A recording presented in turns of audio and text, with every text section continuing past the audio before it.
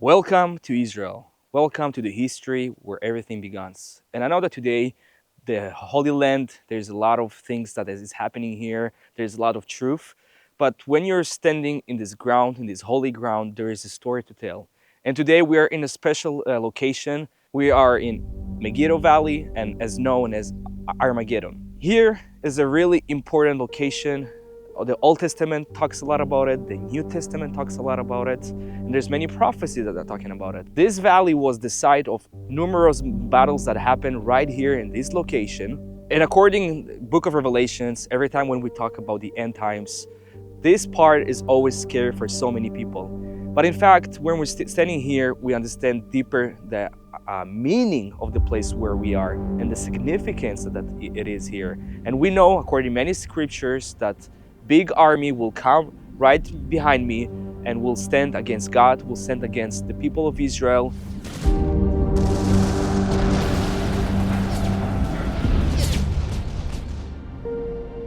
Book of Revelation, it speaks about this valley and what's going to happen here. And it says in Revelation 16:16, then they gathered the kings together to the place that in Hebrew is called Armageddon. And it's right here. So imagine yourself coming here in the end of times and you see this huge amount of armies that come in to fight against the God Almighty and against the people of Israel.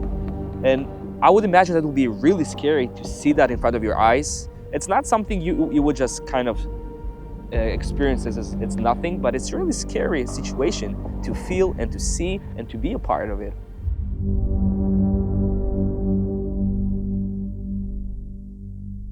Zechariah 14 verses 2 and 3 speaks about the great battle that's going to happen in the end of times. And once again, it's connecting you to the situation that we are witnessing right now. I mean, once again, imagine yourself, so many units, soldiers, tanks, everyone is gathered here to come against Israel. And they believe that they can do that and they will win it and they will take it. But God has a different plan for this place. And with all this terrible and scary situation, God is in control, and it's something we must remember. Prophet Joel speaks the same thing in verses 3 and 2. It speaks about that God will gather the nations for judgment, and it will happen here. You know, even though they think that they're in control and they think that they understand what they're doing, they're actually not. And it's really frightening to think about these prophecies that when you're standing here and you're thinking about it, it really scares you. And I don't think it's something we want to experience, but we need to be aware that this will happen here and that even in the situation that it feels there is no hope, remember that God is in control and God will save us always and will always be with us. You know, in the past year and a half, I was in the war. I was 2 rounds in Gaza, 1 round in Lebanon. I've experienced war.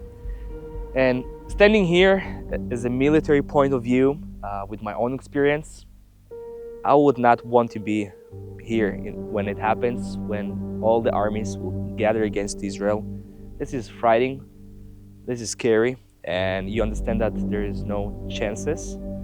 And I think in this situation you understand when you don't have any chance, when you just don't see any hope, really trusting the Lord. And we as Jewish people, as Israelis, we've been seeing so many miracles all over the history.